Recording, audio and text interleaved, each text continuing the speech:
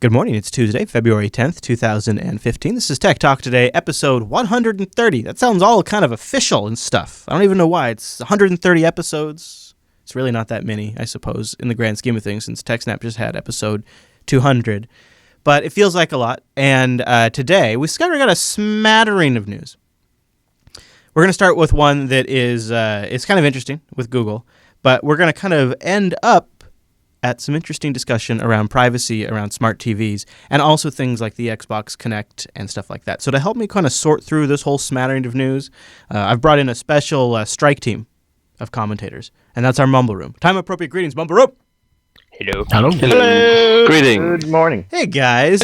So we were playing around earlier today with some of the features of Google Search, which is getting pretty fancy. Some of the things you can do now with Google Search, and a lot of information. Like, Popey, you had one with the. Can you do the roast example? You have you have your phone handy there. Like, here's an example. I can do while you carry on talking. I'll find it. Okay. So there's a lot of different things now in Google. When you just search for information, instead of going to a web page, instead of Google linking you to something, it just gives you maybe a card or like a chunk of information just right there sort of under the search results, which I think we all kind of like, really. Like, I did it the other day because I just forgot, like, is it the volume down or the volume up in power to take a screenshot on my Nexus 5? So I said, I grabbed my phone, which is great because on the Nexus 5, it's just like, okay, Google, how do I take a screenshot on my Nexus 5? And then it pulls up an information card that says, all right, you do these steps, and it's 1, 2, 3, 4, 5, and now you can take a screenshot on your Nexus 5. Oh, that's kind of neat. Of course, it means that guys like AndroidFact.com and AndroidPit.com and DigitalTrends.com and Stack Exchange don't get clicks for those same search results. But at the same time, me as an end user, I got information a lot faster. And yeah, it's dead handy. Yeah, right? So, the weekend I was doing a roast dinner, and I was demonstrating Google Now to my daughter because she was asking, what can you do with it? And I said this. I said, how long to roast beef? According to Delia Online, give it 20 minutes cooking at the initial temperature. After that, turn the heat down to gas mark 375. Which is just so sexy. Yeah, it's very handy. And it's the fact that she's reading it to you is kind of nice, too, because if you have yucky hands, with some of these phones, you could actually, from the right here on my home screen, I can say, okay, Google, and I don't even have to touch the phone, right? Because it's, it's being creepy. It's always listening to me. But it is a little like Star Trek. That is kind of like something you would have asked the main computer on Star Trek, and Major Roddenberry would have answered you. So now, to take that to the next level, sometimes it's hard to know what you can trust, and sometimes that's the most important time is when you're looking for medical information. So Google is rolling out health-related questions with what they say, I don't know how, but validated answers will be provided for certain search queries. I don't know exactly how this is going to work yet because I haven't seen it, but they say the last time you searched for Google for health information, you might have heard a news story about gluten-free diets and pulled up the Google app to ask, what's celiac disease? And they go on to give you different examples. So now they're going to say when you ask things like what's celiac disease, you're going to get, and if you're watching the video version, this is so far and above and beyond any kind of the information cards we have ever seen placed in the Google search. It is literally almost an entire page of information in the search results with full graphics. It's kind of you expand it down and you get a huge range of information in a very, very, very digestible fashion. Even really clearly broken out, like these are the age ranges that are affected. This is the area of the body showing you an internal diagram of the throat where maybe you have an issue here. They give you information like how treatable it is, how it spreads, all right there in that little bit of information. And they even tell you where they get the sources. They have Mayo Clinic and others, WebMD, that are sourced to fill out this one information card. It's not perfect, though. So check this out. My brain hurts. Check out these pictures. Which is it's not super useful. I end up. Hold on, I gotta try that. Okay, Google. I end up with some Monty Python pictures. My brain hurts. Here are some pictures that match. Oh, you're right. That's what it does for me, too. It's Monty Python. Okay. All right. Yeah, definitely not perfect. Well, and Is this okay for Google to sort of scrape the content like this and make Google the destination you go for this information instead of the way you find reliable information? Aren't they already doing that with just regular search results on the side? It's like when you go to regular Google, you have those like Wikipedia information on the right side and stuff. But on a desktop, I don't know, I feel like I'm more likely to click through if it's right there in front of me and there's a whole bunch of clicks, whereas on a mobile device where I know full well I'm going to have to be scrolling and moving around and it's possibly not going to render very well. I have no compunction in clicking a link on a desktop, whereas on a phone, I do sometimes hold myself back because I think, oh, that's going to be painful to look at, Something I'm not really wrapping my brain around, but it seems like something that Google is uniquely positioned to offer is they say, starting in the next few days, when you ask Google about a common health condition, you'll start getting relevant medical facts right up front from the knowledge graph. We'll show you typical symptoms and treatments, as well as details on the common condition is, and whether it's critical, contagious, and what age it affects is, and more. I don't know, but they've referenced the knowledge graph there. They reference the knowledge graph several times in here. In fact, they even say in the title, a remedy for your health-related questions, health info in the knowledge graph. What the hell is a knowledge graph? And when I go to their page about the knowledge graph, it's like I'm at a Microsoft page. It's like I'll just gobbledygook the knowledge graph. Learn more about one of the key breakthroughs behind the future of search. Discover the answers to questions. Now, my understanding of the knowledge graph is it's like, isn't this the thing that takes all your social connections and like your search results and your history and common trends in your area and trending events and location information and brings it all together into like one matrix of information? Isn't that what the knowledge graph is? And how the hell is that powering health information? Yeah.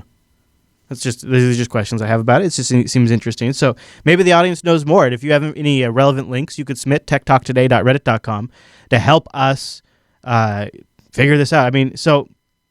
Yeah, all right. You know what? In Google's defense, they do have a video that explains it. Maybe to avoid all the emails, I'll play this video real quick and then we'll move on. And maybe this will tell us exactly what the hell it is. If Google could understand that the words that you use when you're doing a search, well, they aren't just words. They refer to real things in the world. That a building is a building and an animal is an animal, and that they're not just random strings of characters. If we can understand that those words are talking about those real-world things, then we could do a better job of getting you just the content that you want off the web. The way Google is trying to build information about real-world connections is by building a knowledge graph. The knowledge graph is about collecting information about objects in the real world. The object could be a person, could be a book, could be a movie, and many other types of things. For example, for a famous person, we collect relevant data about them, such as their date of birth. I mean, to me, this just sounds like a super fancy way to say we have an index of all these things and we can cross-check them. Right, what they already do. Okay. Or how tall they are. We can also connect that person to closely related objects in the knowledge graph. Let's say you're interested in Renaissance painters, or how about how many women have won the Nobel Prize? By understanding the relationships between things, be it between painters in the Renaissance or women in the Nobel Prize, Google can do a better job of understanding what it is exactly you're searching for. One of the first features we are going to introduce, which applies the knowledge graph, is a panel next to the web results. When you have a question to answer, others may have come to Google already to search for the same thing. Okay. All right, I get it. So, all right. It's kind of buzzy, but I get it. It sounds interesting. So I look forward to trying it out, I guess.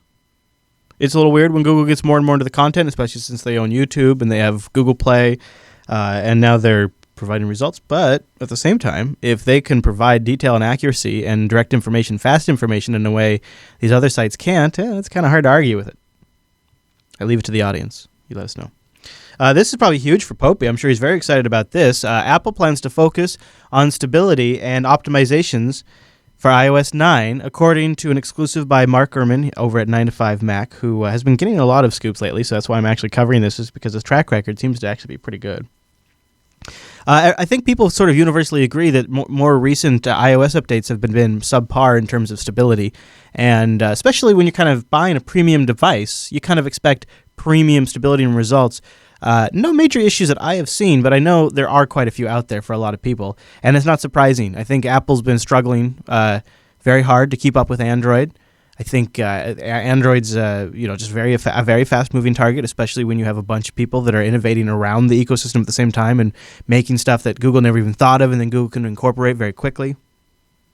So Apple's really been pedal to the metal, trying to get iOS into a competitive shape, and they've done a pretty good job. In iOS 7, they Johnny-Ived the whole UI, and then iOS 8, they added what do they call it? It's extensions or whatever, where apps essentially can share, between apps. It's something Android's had for a very long time, but they've finally done it in iOS 8, and it's, it seems like to be one of the better iOS releases, but people are bitching quite a bit about stability.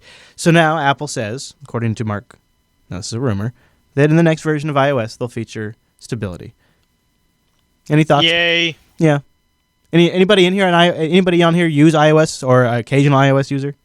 So I used to, and I still have an iOS device, iPhone 4S, and it's sat on my desk doing nothing. I pretty much never use it other than to listen to the odd bit of music because I have a set of speakers that have an iPhone dock on them. But I don't know. I find it's not unreasonable to think that a new version of iOS would be a little bit more crashy, especially if it's got loads more hooks in it that other people can tie into. As the code base becomes more complicated, the more paths you go down, the more probability that something's going to crash along the line occurs. Yeah, and sure. I don't find Android to be as rock solid as people seem to think. I think people are in denial about Android, and they feel that it's their baby, they love it, and there's nothing wrong with it. It never dies. And I last night I have a Nexus 4 running Android, and I couldn't wake it up. The battery was fine, and it was flashing light, and I could press the power button and nothing happens. Yeah. And you kind of expect that on a fledgling brand new platform, but for something that's been around for years and years and years, stuff like that, it shouldn't happen. They all really have their rough edges because they're all moving really fast. Yeah. Yes. It makes sense that maybe it is come time to sort of slow down and sort of focus on fit and finish for a little bit. So Android had Project Butter, where they kind of cleared up things and made things a bit smoother. Is this Apple's kind of effectively the same kind of thing? Stabilize, smooth, don't introduce large amounts, because iOS 8 introduced a huge amount of change. I would still argue though that iOS 8 still seems to me like iOS 8 never feels like anywhere in the UI goes below 60 frames per second when I'm using it, and I really like that. It feels like an OpenGL environment. Like when you're moving a list across the screen, that feels like you're moving an OpenGL object. Whereas on Android, it feels like I'm watching an image be rendered and projected onto the screen and redrawn as fast as possible by the most incredible technology to make that possible. But it's still, at the end of the day, lines are being redrawn on the screen slowly, and I swear it's not. It's like 30. It's just not as fast. It's, to me, still not fast enough. So if they made iOS 9 even more performant, that would be pretty interesting. I don't know how the hell they would do it. I have no idea what I'm talking about, but you got to wonder if over the years maybe Apple's had a talent drain a little bit too.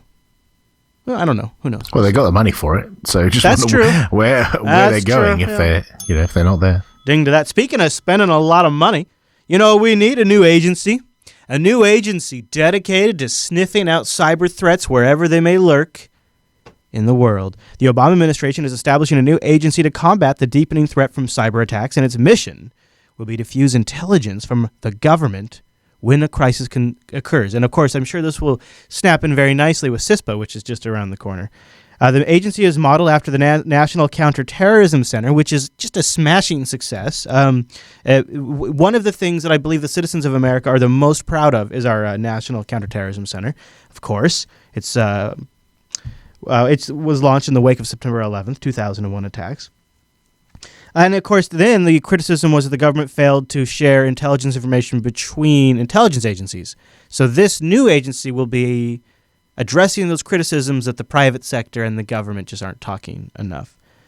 So they say cyber threats are one of the greatest threats we face, and policymakers and operators will benefit from having a rapid source of intelligence. So there you go. Everybody got it?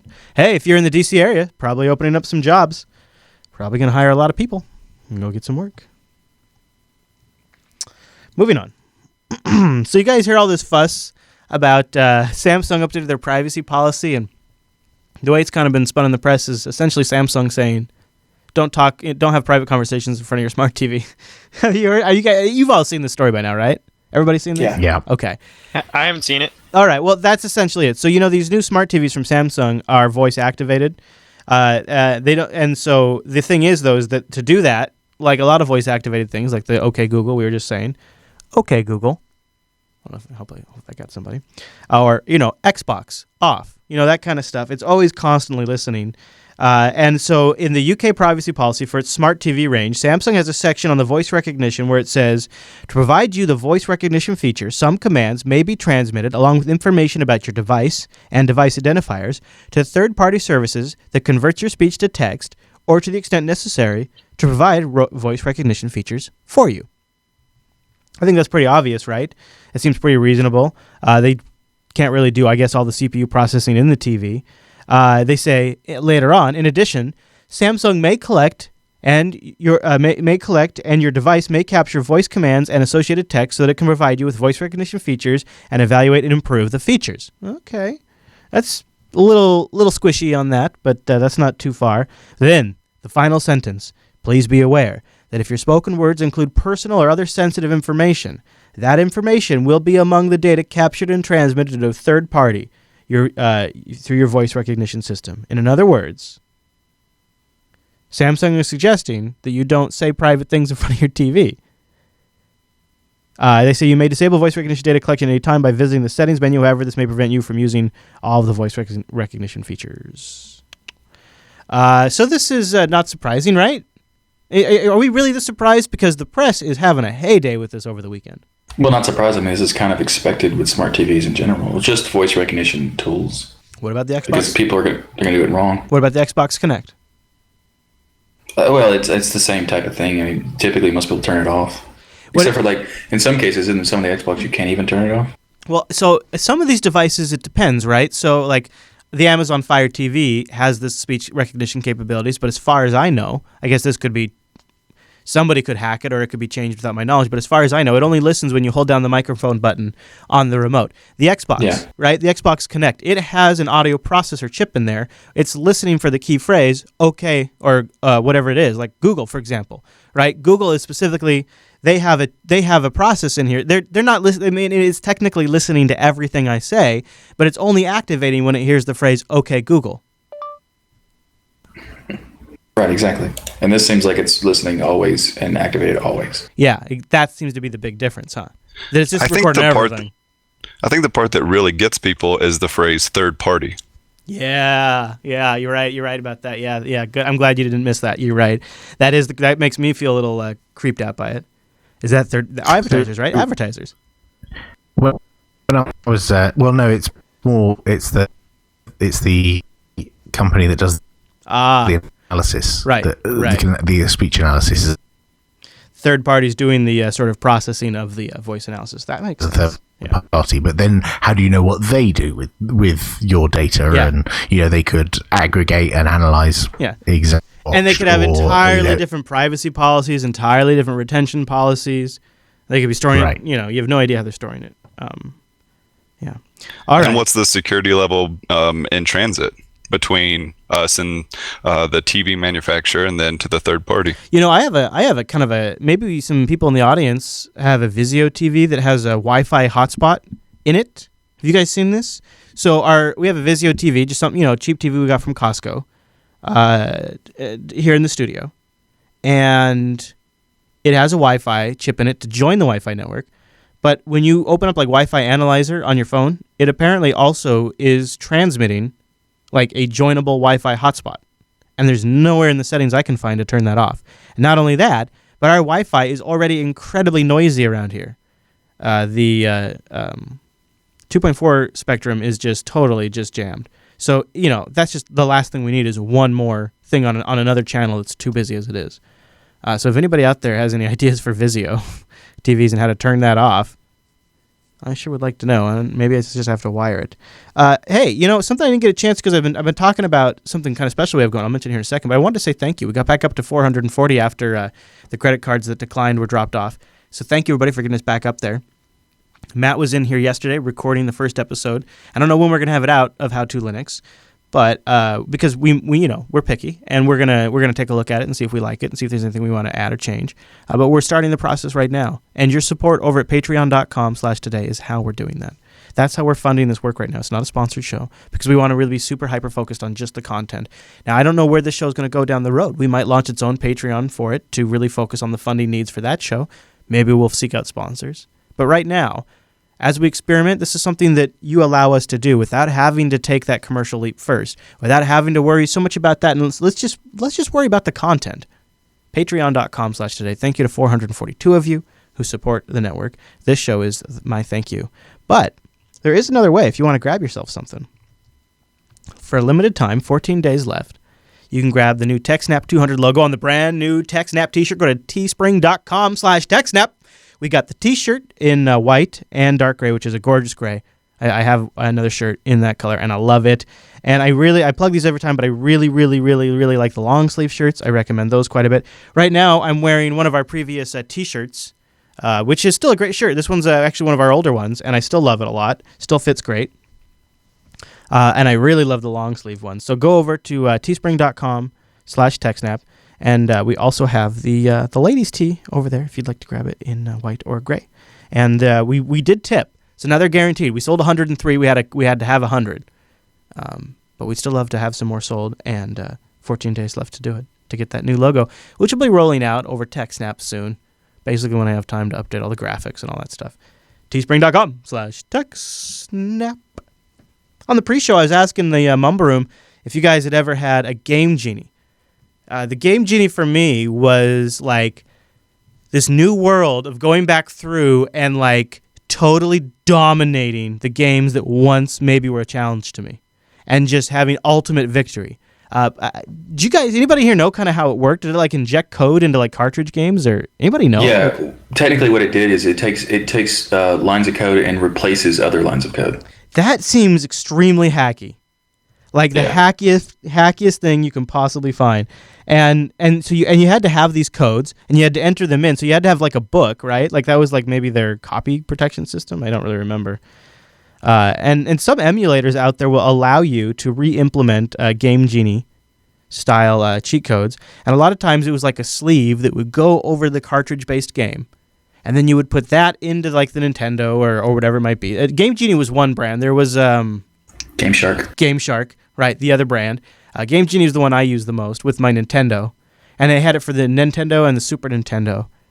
And it was such a blast because like you can go into Mario, you can add these codes into the game and give Mario ultimate super jump powers or unlimited lives or God mode. Yeah, really, and not to make the game unfun. It was more like it was something you got to go take your old games and sort of revisit them with. So that's what we're going to It's a new experience because a new way of playing it. Yeah. I miss it a little bit. It was a different era where you could just have a cartridge and then just swap parts of the game code out in memory. It's extremely badass. And it's not like, the other thing is because these were fixed cartridges, it's not like the game makers could issue a patch and undo what the Game Genie does because they were shipped cartridges. They're static. There's no updating. These things aren't connected to the internet. It's shit. This was like the natural progression on from home computers like the Commodore 64 and the Spectrum that I had, where we used to poke pieces of memory to give you infinite lives or more money or whatever. It was the natural onward progression that you couldn't like type in BASIC poke 16384 255. Whereas with this you type in a code. It's brilliant. I still love Game Genies. They were brilliant. Yeah, it was pretty crazy if you think about it. But I guess they had a pretty static target, so it's doable. This day and age, you could never do it. You have memory space randomization for number one, but number two, they would issue a patch, and you'd be sunk. It still happens a little bit, but it's such a cat and mouse game. All right, so we're gonna play a commercial of the Game Genie. from way back in my childhood, and you'll see a little bit why I loved it. Join me tomorrow, won't you? We'll do the show Wednesday at 9 a.m. Pacific, noon Eastern, jblive.tv. You can go to jupiterbroadcasting.com/calendar to get that converted to your local time. We just have robots in the background. It cost us thousands of bitcoins, but bitcoins were only like $1 back then. Oh, man.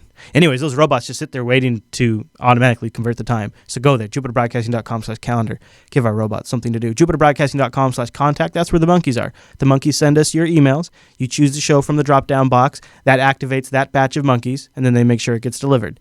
Some of those monkeys have beards. Depends on what show you pick. And then last but not least, help me out over at that subreddit, techtalktoday.reddit.com, techtalktoday.reddit.com, techtalktoday.reddit.com. Go there, make this show better. Yeah, the Kickstarter of the week. I don't care what it is. I mean, last week, did you see what the Kickstarter of the week was last week? If you put it in there, I'm going to do it as long as it gets some votes. Go to techtalktoday.reddit.com, put the Kickstarter in there. We'll do one. We may have a visitor next week in studio, too. So if you get a couple in there, I'll save one for our in-studio visitor. All right, so we'll wrap up today with a look at the Game Genie commercial. Oh, I also love your commercials over in that subreddit. Send in your old great retro tech commercials at the subreddit. Okay, enjoy this. See you tomorrow, everybody. Thanks. You cast them aside, exiled to the closet. You thought the challenge was gone. You were wrong. Rescue them. Get your old video games out of the closet and play them like new with Game Genie. Game Genie lets you change levels, jump higher, punch harder, live forever. Uncover the new power in most of your old video games with Game Genie. Excellent! For your Nintendo Entertainment System, Game Genie from Galoob. Okay, Google. How is it different? How do I change Google Now's accent? No, nothing. Okay, Google. How's the weather today? Today's forecast for Arlington is 52 degrees with a chance of showers. Oh, wow. She sounds like a bitch. Doesn't she? Yours is way better. Yours is way better. Totally. Yeah, yours is way better. I know. I'm just doing yours on the desktop. Shit. How do I? Voice is different just because of the country. Yes. Yeah. How do you change the? Yeah. Does she look like Nigella? 7 degrees and cloudy. If you do change the language, you can't do it from the home screen.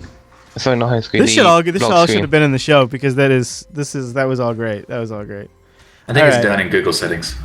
You can just while you're in the results page, there's a hamburger in the top left, and then settings, and there's an option that says voice, and mine just says English UK.